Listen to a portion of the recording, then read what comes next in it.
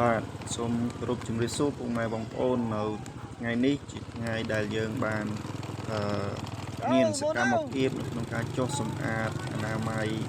តាមដងផ្លូវដែលជាផ្លូវនៅក្នុងភូមិនៅក្នុងសហគមន៍ហើយយើងទាំងអស់គ្នាហើយក៏នៅក្នុងនោះផងដែរមានការចូលរួមអំពីអ្នកមីងមេភូមិហើយនិងបងអនុភូមិដែលពួកគាត់ទាំងពីរបានមកដឹកនាំនិងផ្ដល់កម្លាំងចិត្តដល់ពួកយើងទាំងអស់គ្នាផងដែរហើយក៏សូមអរគុណពួកគាត់ទាំងពីរដែលតែងតែយកចិត្តទុកដាក់ដល់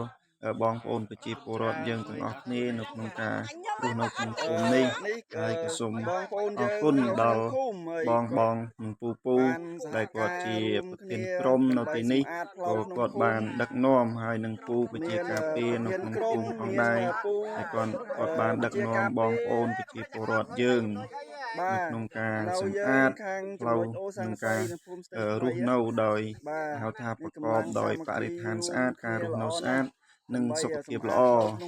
អញ្ចឹងពួកគាត់បានចំណាយពេលវេលាផ្ទាល់ខ្លួនរៀងខ្លួនដើម្បីមកចូលរួមនៅក្នុងការងាររួមការងារសហគមន៍ការងារក្នុងភូមិទាំងអស់គ្នាអញ្ចឹងក៏សូមអរគុណសម្រាប់ទឹកចិត្តបងប្អូនទាំងអស់គ្នាដែលស្រឡាញ់នៅការសហការគ្នាស្រឡាញ់នៅការជួយគ្នានៅកិច្ចការរួមការងារក្នុងភូមិក្នុងសហគមន៍របស់យើងដើម្បីឲ្យភូមិរបស់យើងមានបរិស្ថានស្អាតនិងការរស់នៅស្អាតធ្វើឲ្យភូមិរបស់យើងមានការសម្បូរសប្បាយនិងសេចក្តីសុខសាន្តនៃការរស់នៅអញ្ចឹងខ្ញុំអត់មានអីច្រើនទេមានតែប៉ុណ្ណឹងហើយក៏សូមអរគុណឲ្យពុកម៉ែបងប្អូនទាំងអស់គ្នានៃការរស់នៅប្រកបទៅដោយសុខភាពល្អនិងរកស៊ីទទួលទានមានបានគ្រប់ក្រុមគ្រួសារទាំងអស់គ្នាអញ្ចឹងសូមអរគុណច្រើនបាយបាយ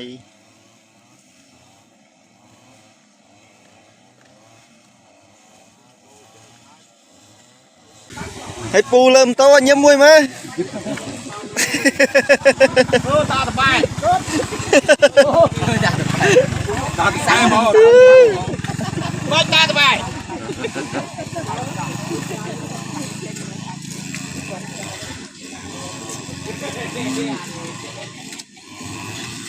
លីបមកតបាយ